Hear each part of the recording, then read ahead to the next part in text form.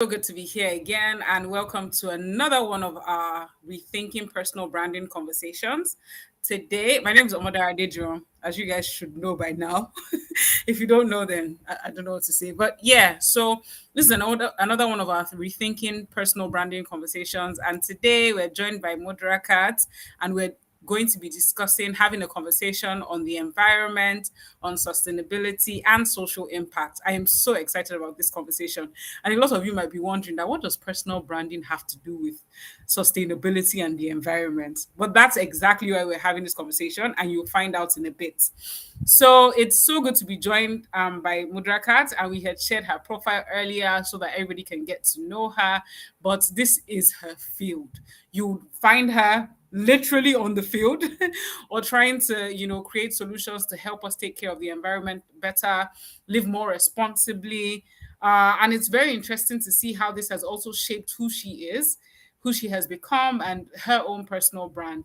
Unfortunately, we have a bit of a technical glitch, which you may have noticed. So you can't see Mudrakat at the moment, but as we get into the conversation, we're hoping that things will turn around and we'll be able to see her. But regardless, you'll hear her voice. So hi, Mudrakat, and thank you so much for agreeing to have this conversation with me today. Hello, Madara. Thank you so much for having me. Hello, everyone. I'm so excited to be here today. Apologies for the technical difficulties. I don't know where it came from because we were and then suddenly happened. But we're working on it behind the scenes. So, yeah, hopefully it will be sorted out before the end of the session. Absolutely, absolutely, absolutely. Look forward to seeing your beautiful face. But in the meantime, we can actually kind of see you. We just can't see you moving, but it's okay. So we'll jump right into it. Apologies, everyone. We'll try to resolve this. But regardless, at least you can hear her, and we can still get all the amazing insights that we were planning to get from this session.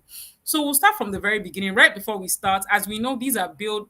All these conversations are really the whole essence of them is for us to really rethink personal branding. A lot of times we quickly move to execution and say, oh, how do I fix my LinkedIn profile? Or, how do I look better in this CV? Or how do I get all the gigs?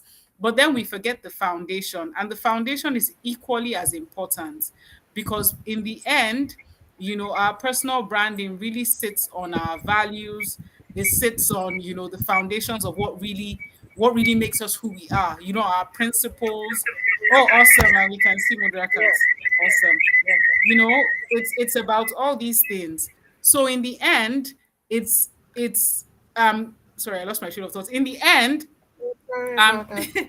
there's no wahala. The principles, the values, the things that we hold dear are what really shapes our personal brand. And we find out that when those things are solid, once they're genuine, once they're authentic, then we won't be running up and down trying to find a brand that we have to fake to maintain. Oh, something has happened today, I have to be this person today, I have to be that person tomorrow. So that's really why I decided to start having these conversations so we can really go into the meat of what really matters, behind the scenes and beyond our titles and everything.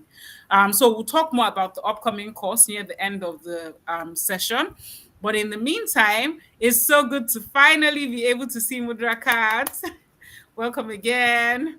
It's good to Thank be able to you. see I'm trying you. to get off my other screen, my other screen. Yeah. Okay, okay, Yeah. Okay, I think we're good. okay.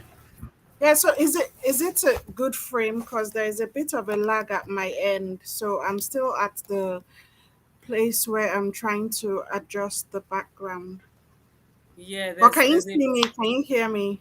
yes, yes, we can see you and hear you. Truly, there is about a bit of a lag. I can see it as well, but we can see you and we can hear you.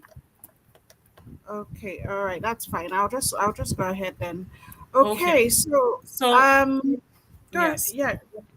So I wanted to start out with really looking into your background because everybody who has come on this, who I've had this conversation with, have really really Yeah. interesting backgrounds. From people who have started out in entertainment to going into advertising, then going into film, and then people who have started out working in 9 to 5 as corporate. Um, as corporate designers and then have moved to creating like their own fashion brands. It's really been amazing. So I know you have a very interesting background, and we just want to hear what your journey has been like so far and how you got here. Ooh, and we lost Mudrakat. Okay, no wahala. No wahala. Pending the time that she comes back, I'll tell you guys about the course. So the course that I've set up is called Beyond Your Title, and it's really about personal branding for impact. So it's for people who, either you're an entrepreneur and you're working, you've done so much work and you think you can add value in your field, or you're an ambitious employee who is satisfied with his or her current job but just wants to do more. You feel like, okay, I've done 5, 10, 6 years, 15 years. What else is there? How can I contribute to society? How can I do more than just waking up and going to the same office every day? Or you're someone who is transitioning. So you find a lot of people who are transitioning, moving from one industry to another, moving from one department to another, moving from one role to another. So you might be one of these people as well. And if you fall into any of these categories, this course is for you, because we want to help you either make that switch or help you contribute more to what it is that you want to contribute, or get you started, on a different journey. So basically, the personal branding will go into a lot. It will go into helping you to identify your values and your skills, helping you to project your work in a way that's beneficial to you and to other people. And for entrepreneurs as well, also helping you to establish what it means to be an authentic leader in your space, as opposed to, just trying to jump on trends every other day. So the cost is 100,000 naira, but at the moment there's an early bird discount that's going for 85,000 naira. So you get 15% off, and you can check out all the cost details at bit.ly/byt weight. So it will be good to have you. And I think Mudrakat is back now, so we can continue our conversation. Hi. Mudrakat, can you hear me? Can you hear me? I can hear you. I can see you. Like you're here, but I can't hear you. But I can't hear you yet. Can you hear me?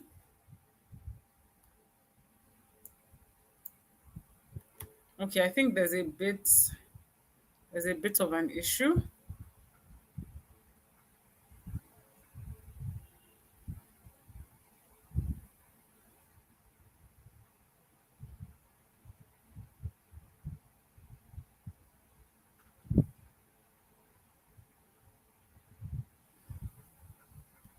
Okay.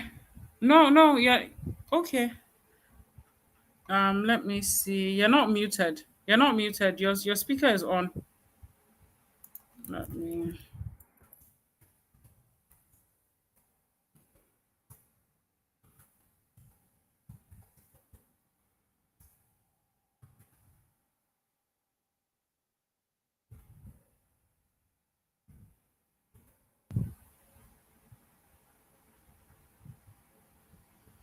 Okay, so we'll just give Mudrakat a little bit of time.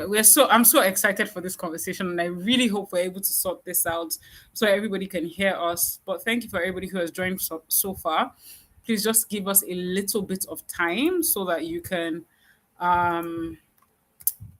you can hear both of us properly, and we can get into the meat of the session. But in the meantime, I'm putting in the comment section, I'm putting in the link for the course so you can check it out.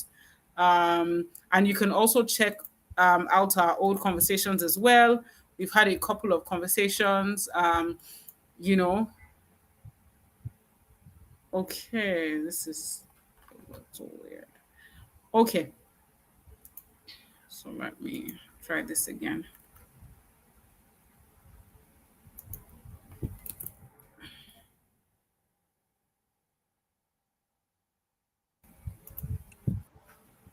Hello, Murukas, can you hear me now? Hello, I can hear you. Can you hear me?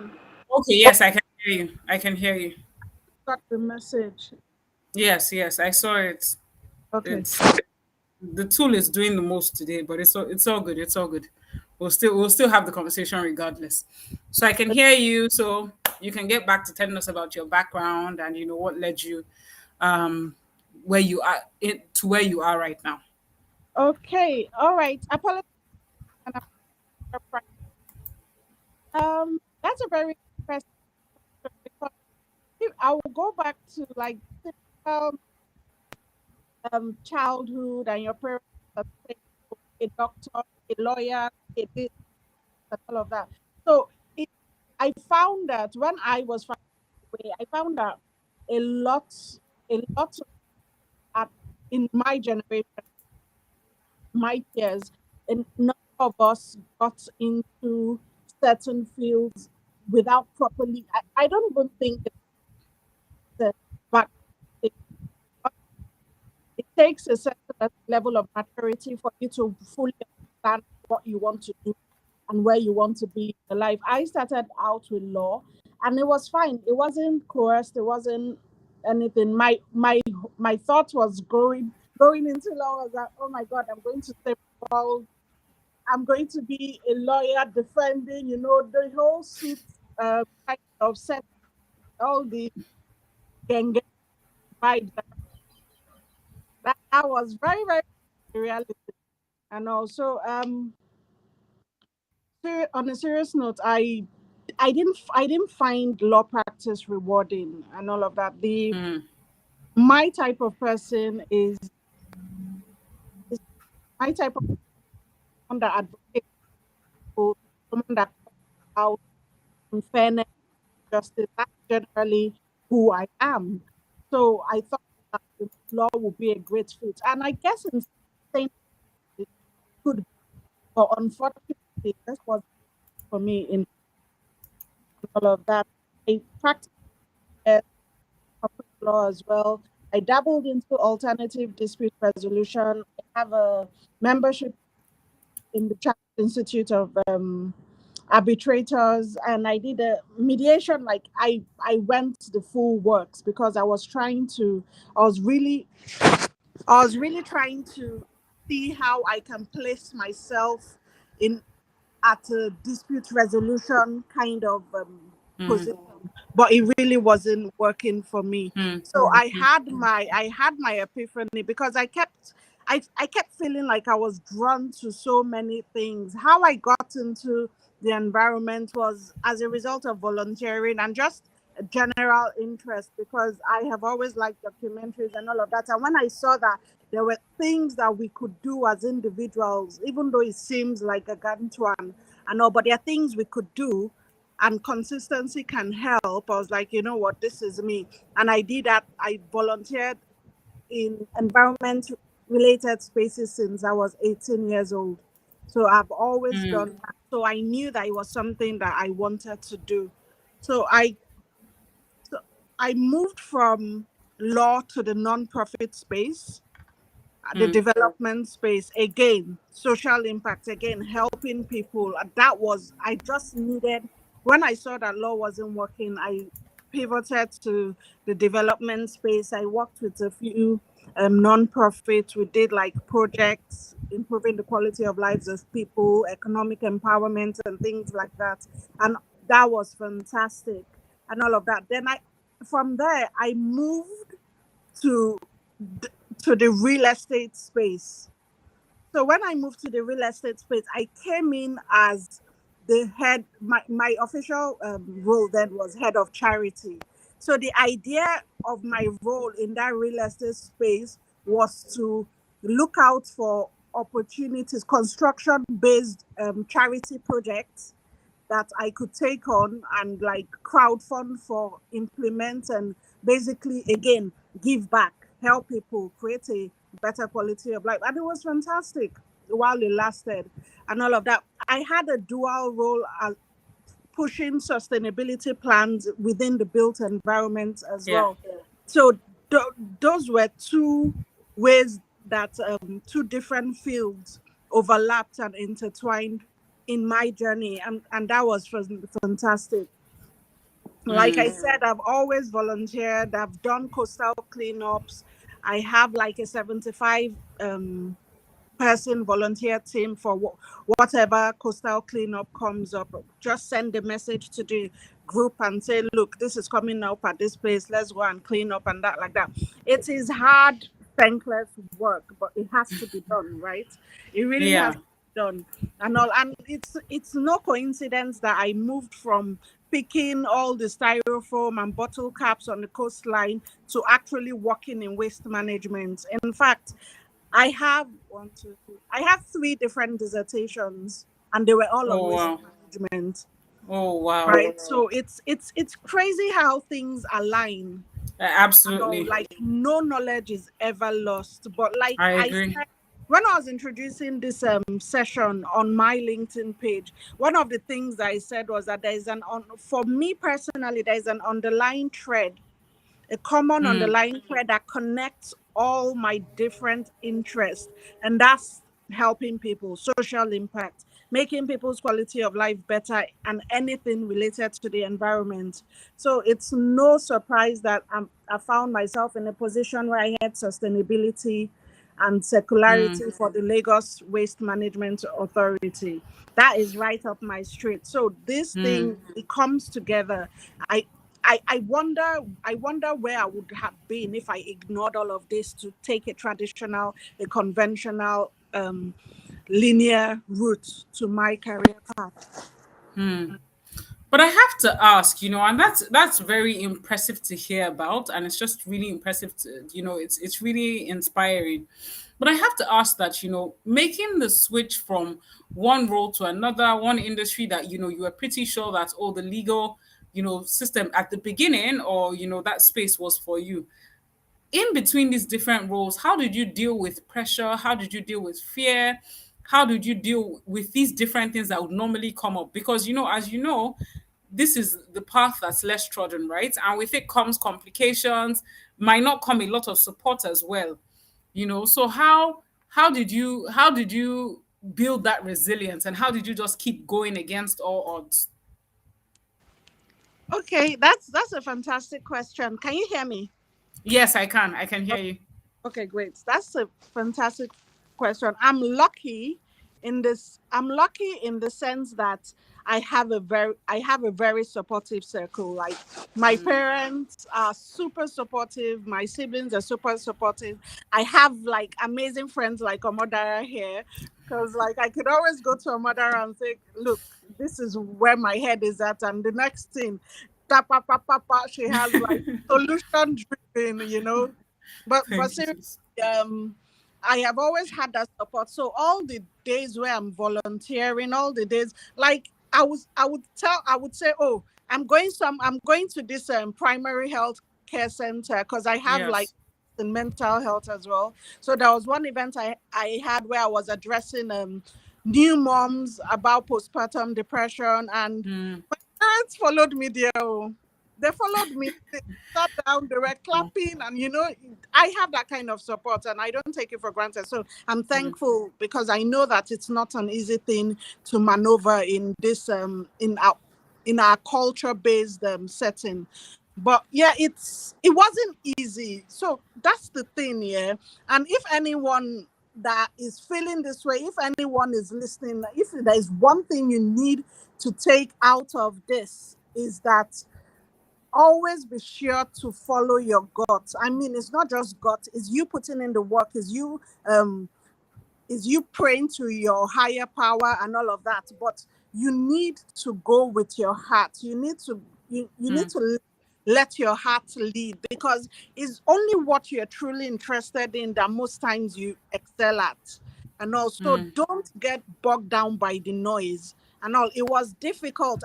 I'll tell you one painful experience, and that ties in to how difficult it could get, because I was talking to someone, and I was just talking about my different ideas and all the different things I do and everything. And at that point, I was moving into a new but related field, and I heard the person's partner in the background say, um, again, and that oh that wow. that threw me off. I was like, this is interesting and all of that. But you see, one thing I learned in my mental health journey, as well as my journey in my career path, is that really and truly, you need to focus on yourself. You need to focus on what makes you happy. You need to focus on what drives you. Again, block out all the noise. What is important is that there is a purpose to what you're doing and you're driven enough to persevere. That's what I would say Hmm. to anyone. Hmm. Like I really you, love that. yeah, you being pulled in different direction, different interests. It might not be for everyone. I mean, I think it was in 1994 that the term multi-potentialite first came about. 1994, some is it's relatively recent, right? Because they Mm-hmm. just what to it, they just realize that it's a thing that exists.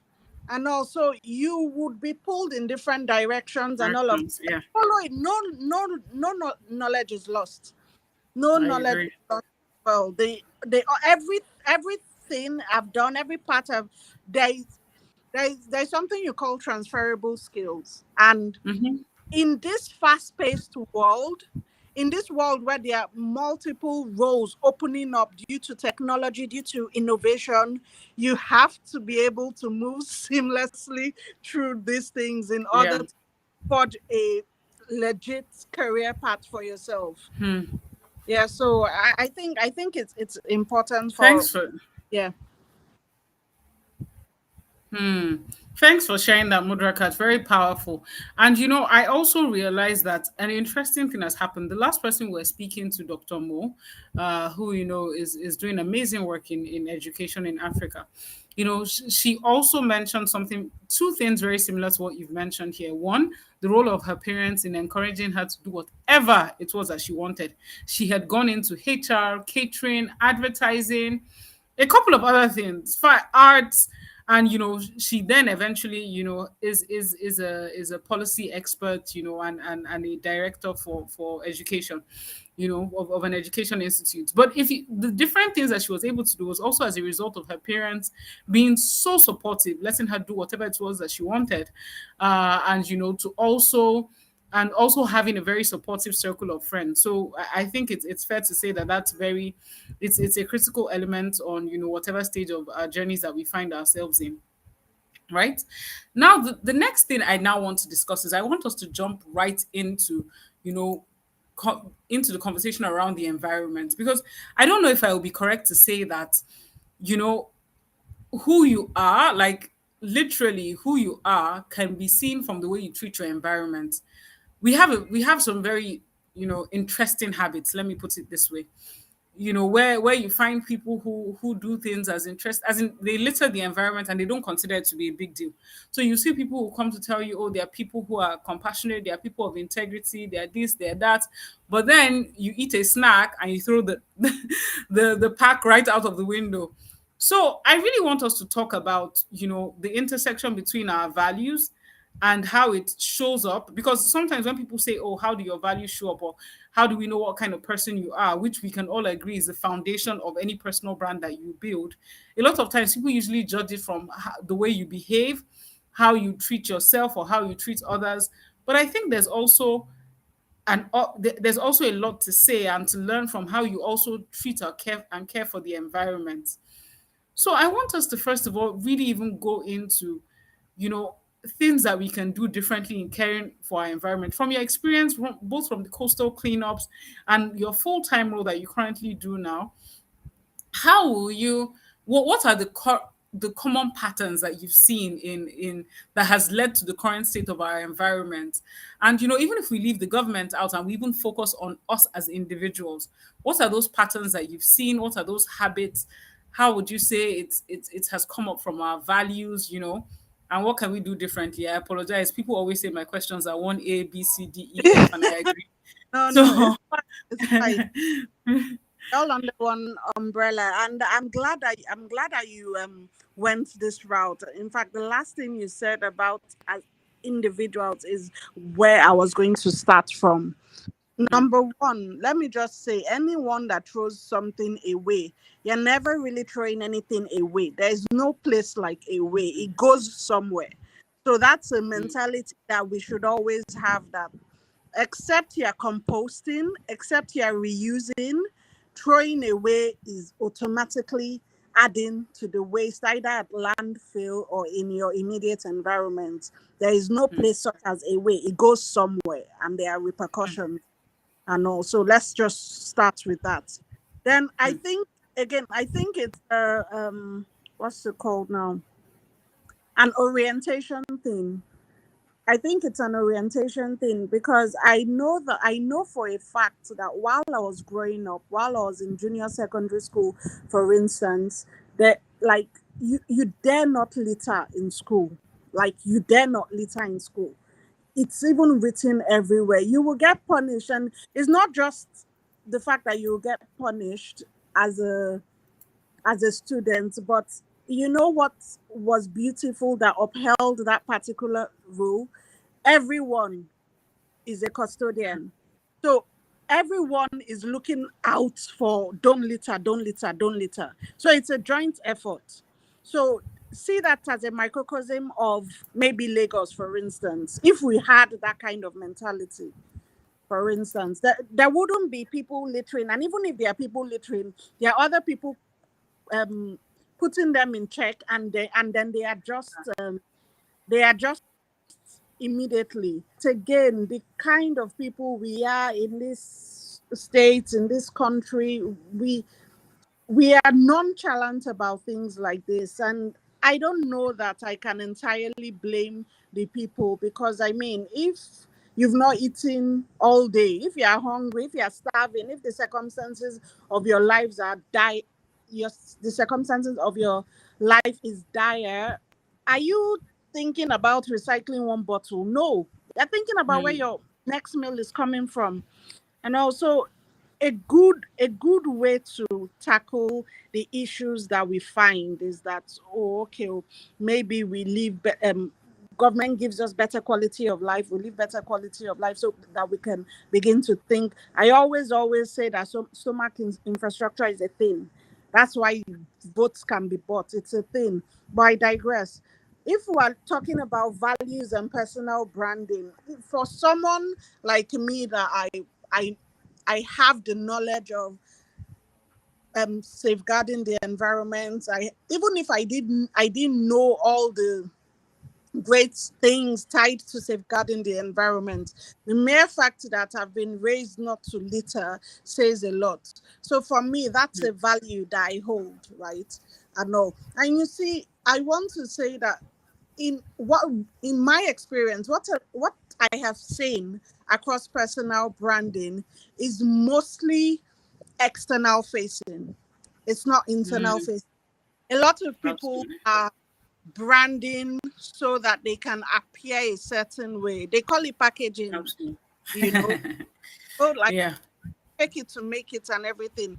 And while Yeah. there might be some practical truth in that, because I mean it helps people, right? And all Mm-hmm. it, those things are subject to change, right? Those Absolutely. subject to change. But if you are anchored in your beliefs, if you're anchored in your value, then it would no doubt reflect in how you present yourself. And that is why it's important. And the amazing thing is that we are human beings, we grow, we learn, we unlearn. You have several opportunities to revisit your belief system, revisit your value system. Absolutely. One makes mistakes, everybody can change their mind. You can reinvent yourself as much as possible. But in fairness to those that would interact with you, and in fairness to your true authentic self, is that reinvention is that reinvention positive? Is that reinvention honest? Is it sincere? Like, for me, I'm asking these questions because Mm, ethical ethical ideas matter to me a lot. So mm, what are you projecting? Why are you projecting? What are your intentions? Right? And also, yeah, I think if you're relating values to personal branding and how you present in the world, I mean, look at the 75 man volunteer team that I have. None of them are being paid. mm, Some of them live like so far away, and then they're coming to a Legushi coastal area to clean up, and like there's no incentive whatsoever except the value system that pushes them to believe that I yeah. must contribute actively to my environment. So I Hmm. mean, I I think I think it's important that we look inward and adjust. Absolutely, absolutely. Thank you for that, Mudrakat. And I agree with you in terms of, there's so much that you said that's so important. I think that, what you also find in our society is that the awareness and the education is not really there, especially when it's as regards our environment. So I think for a lot of people, even though I mean at a point it does become questionable that you don't know that you shouldn't throw something outside your car window, for example. But I see that for some people it's just not something they're used to. It's something that even if they've identified it as wrong later, it's become such a difficult habit, is hard to break. However, at the same time, because we must always, like you said, there's nobody's set in stone or cast in their ways. You can always change. You can always, I mean, if you find an opportunity that will be beneficial, for example, you find people, they change in a matter of months. They pick up a skill, for example, in a matter of 2 days, because they say, oh, this thing is going to benefit you or stuff like that. So what that shows me is that there's also room, like you said, for us to change who we are. Now, I also think that when it comes to the environment, there's so many levels of, because, for example, even regarding plastic use and things like that, there's so much that I have personally learned from you in terms of, oh, when you talk about like single use plastics, yeah, how to avoid like single use plastics like spoons and forks and things like that, from taking our own bags to the supermarket. There's so many things, right? And I believe that even though I see people who say, oh, those tiny things that we do don't matter, I don't agree, because I feel like the small things that you do today will lead to the bigger ones. And those things do matter, because in the end, it's one or two or three people that threw something somewhere that became a huge mess to a community.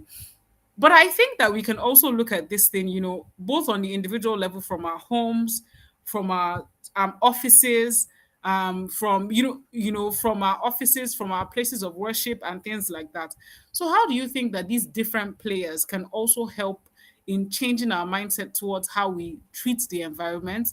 And the easy wins, what are some of those easy wins that we can quickly implement in terms of how we relate to our environment, how we care for it, and how can these things be implemented in, like, homes, offices, religious spaces, because these are all places where you find mass people, where they either follow some instruction, they get some direction, or it directly, like, shapes who they become or who they are. Okay, thank you. Thank you. You're absolutely right. You're absolutely right about the level of awareness. You're absolutely right about the level of awareness. But what I find in my personal endeavors and my professional endeavors with that is creating awareness, advocacy, sensitization. It is often done as a one-off thing. It is not a Mm, one-off thing. You don't change in one day. It should be like reinforced. It should be repeated. It should be like hammered on day and night and all of that. But most people will come and say, oh, they want to do CSR, they want to do advocacy and all of that. They go, they talk, and that's it. Of course, people will slip back into their old habits. it's, Of course, people will slip back into their old habits. But one thing I picked up from what you said was the different levels at which people can participate. So I would say for one, yeah, I'll say for one. See, when you one of the things you said that also stood out to me was that when you tell people that there is a benefit to something, they quickly pick it up and they will even carry it on their head more than the person that introduced it to them, right?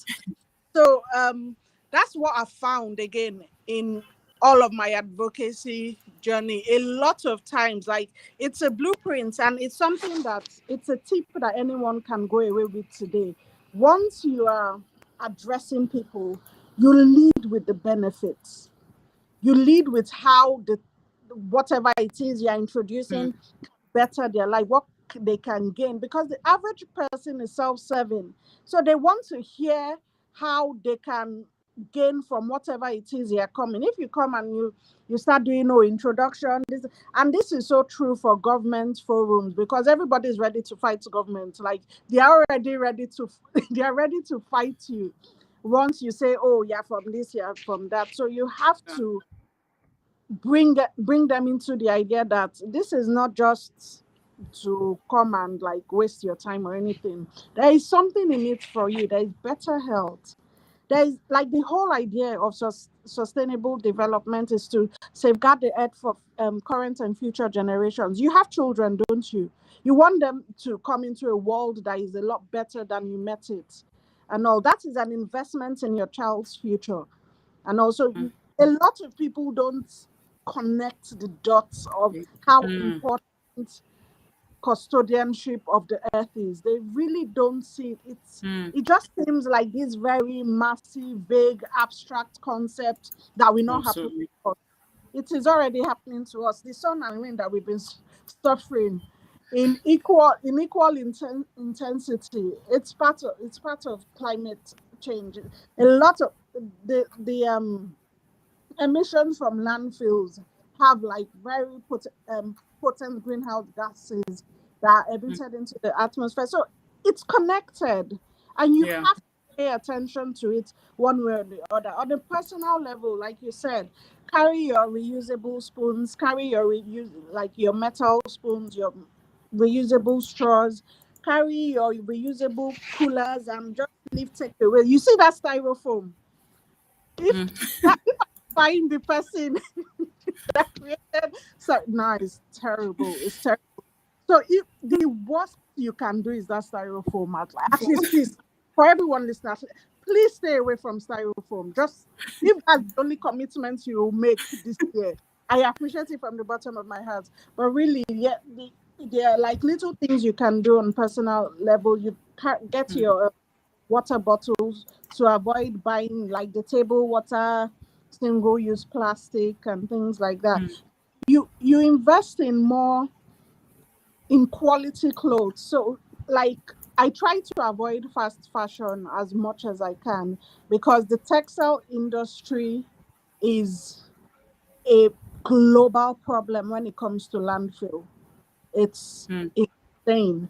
So if you invest in good quality clothes, they would last longer. Then for everything else, you don't necessarily have to replace it. You can repair it. You can, Mm. you know, you can thrift it, like, you can give it out so that someone Yeah. else, you know enjoy its secondhand value. So there are just so many things we can do on a more organized scale. I know that in my professional capacity, we address schools, we address estates and all of that. Mm. um and some massive events where there would be thousands of people in attendance, and they would no doubt leave behind litter and all of that.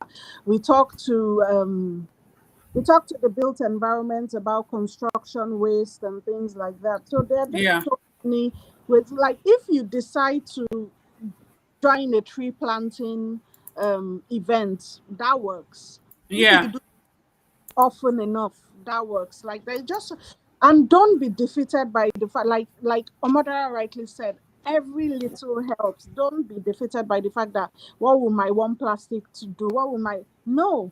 Your one plastic would not, if you stay away from plastic, you have diverted from wasteville.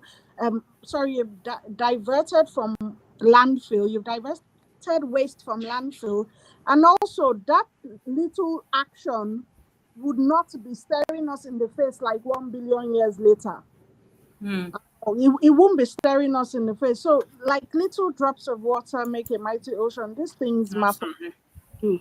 They really do. And if you are in a decision making position in your corporate organizations, your companies, and all of that, then it's beyond them. Yeah. It's beyond webinars. It's beyond one visit to the coastal area. Is beyond. You need to integrate, not just, you need to integrate sustainability and eco-friendly practices into your everyday life, and that's not business as usual.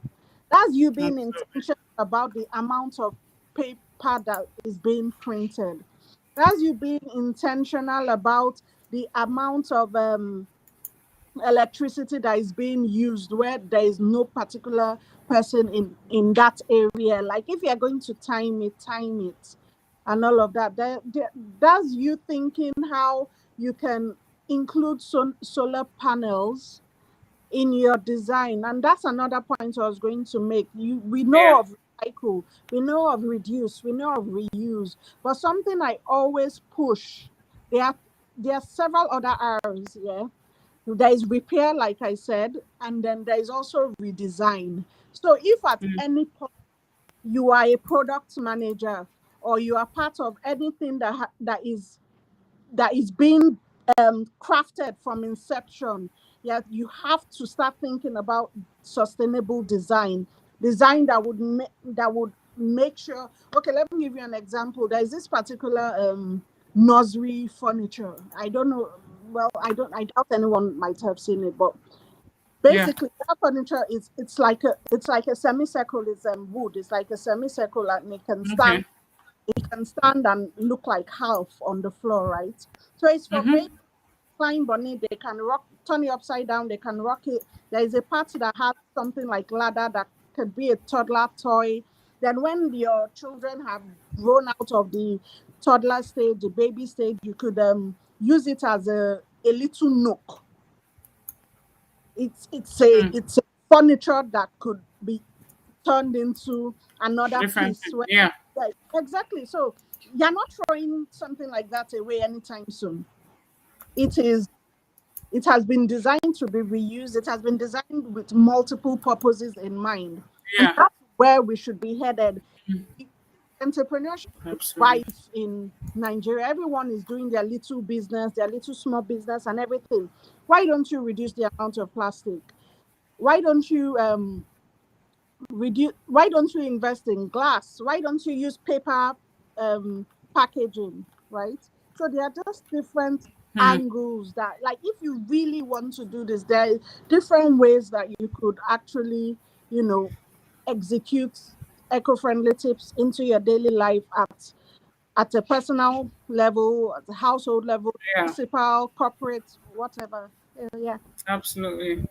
Thank you so much, Mudraka. That was so detailed. That was so detailed in terms of, what entrepreneurs can do, what individuals can do, what companies can do.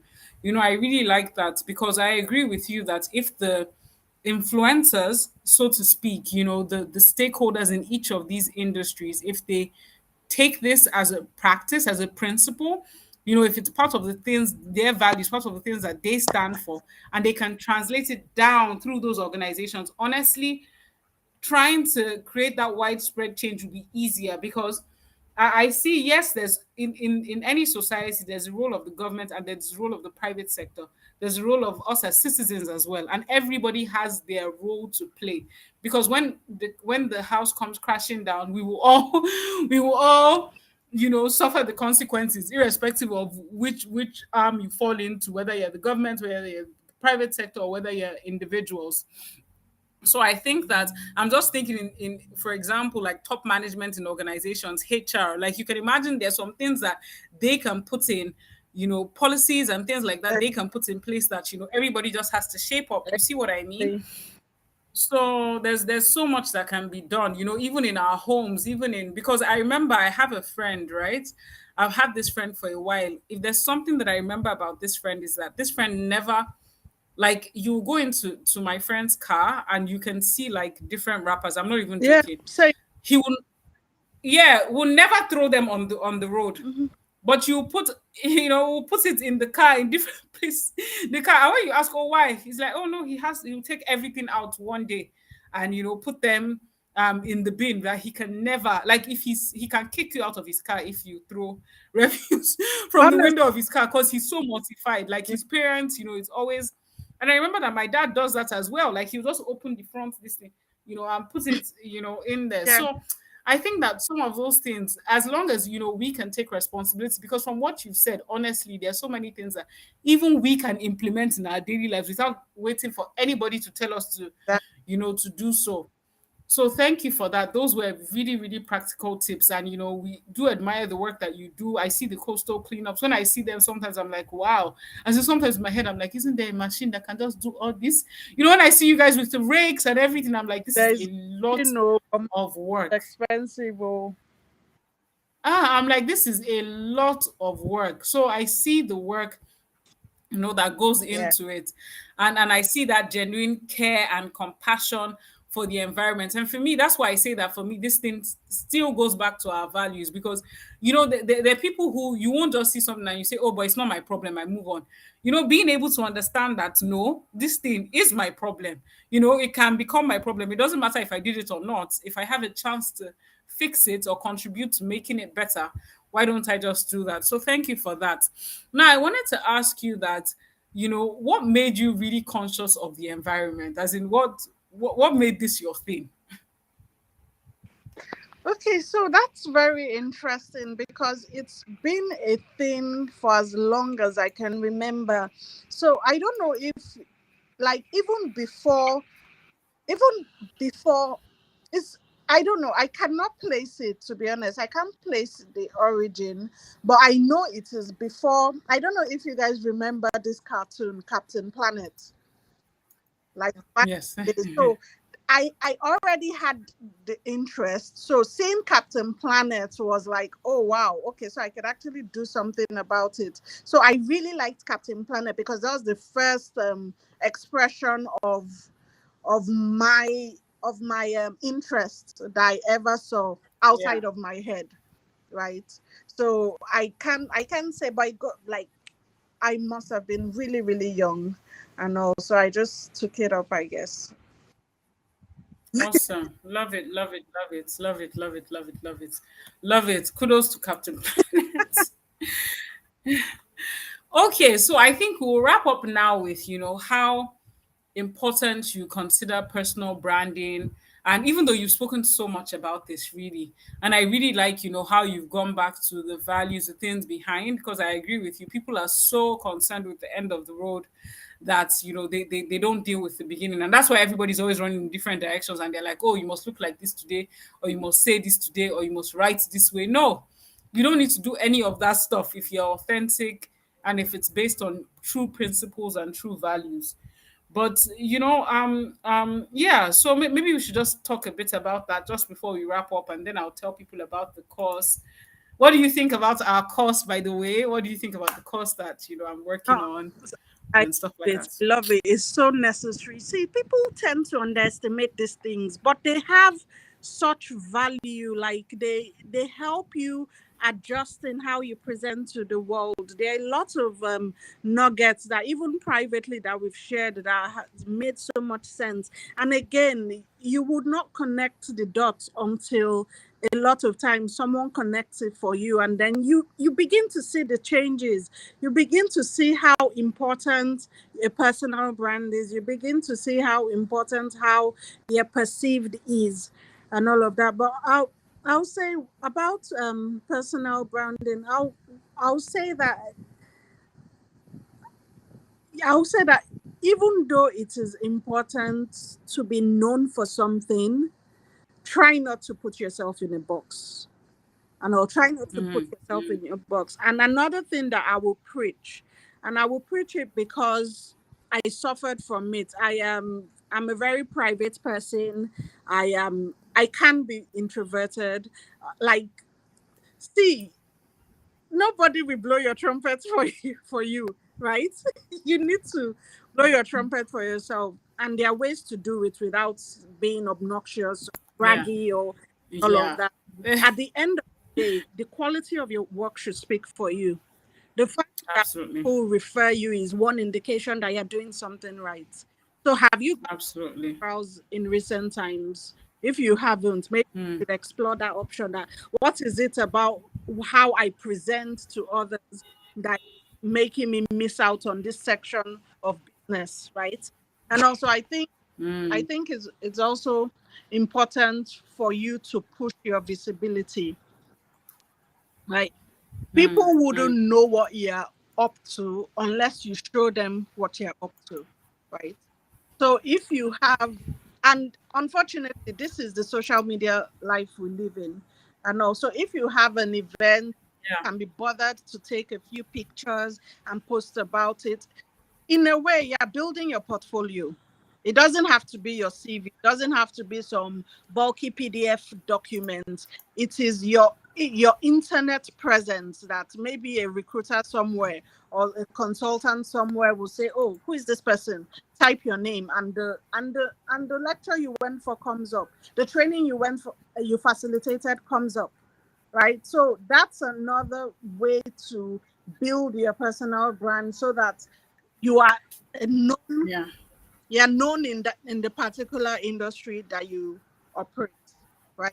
You build connections, yeah. you build connections, you network, you share value, because you can't just be like, you can't just expect that, oh, you're networking and everybody's dropping stuff on your table and you have no value to offer.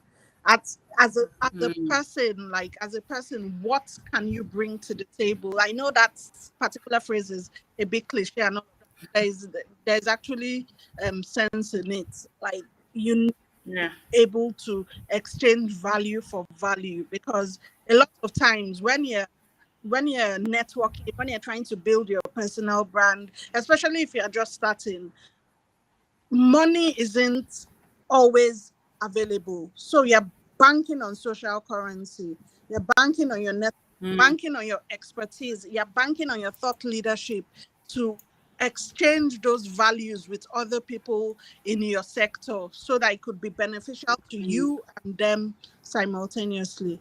So those are like Awesome. issues you should have in mind when thinking about your personal brand. Personal. Thank you so much for that, Mudrakat. Thank you so much for that. And there's so much to say because I agree that I also am not an advocate of this. Oh, always looking for, oh, you do something for me, I must get this in return, or I must get money in return. Yeah, it's I mean it's good to be conscious of these Yeah. things, but then we also have to be willing to give. Like you said, the 75 volunteer team don't, they're not doing it because there's something that they're expecting at the end of the month or something like that. So I think that mindset is also important in building our personal brand, where we just genuinely want to give or contribute to our society or contribute to other people's lives, and move this away from, oh, it's only about me, to also being valuable to others as well.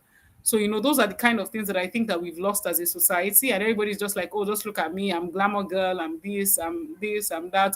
I did all of this. People put up projects it was an 8-man project. And, one person will put it up and claim to be the strategist and the communications consultant and the operations manager, on one project. And I'm like, if you integrated everybody else and gave them the credit that was due, would you have died? Mhm, No. Would it have affected your personal mhm. brand? No. So, we've really turned this thing into a whole selfish brand game that's just really unfortunate. But I guess it really is what the bulk of society is doing. So you can't expect much difference. But I think that people should be willing to also do for others, and to just give back and do great work as well. Interestingly, everybody who has also come up, at least the bulk of the people have had one volunteer story or the other to show, where they have also tried to contribute to society and try to give others a platform through the work that they do. So I think that's something that we should also bear in mind, in building our personal brand. So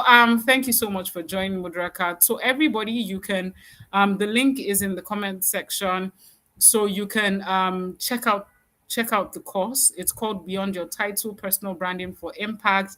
And really what it is it's targeted at three kinds of people: people who are satisfied in their current roles but want to do more.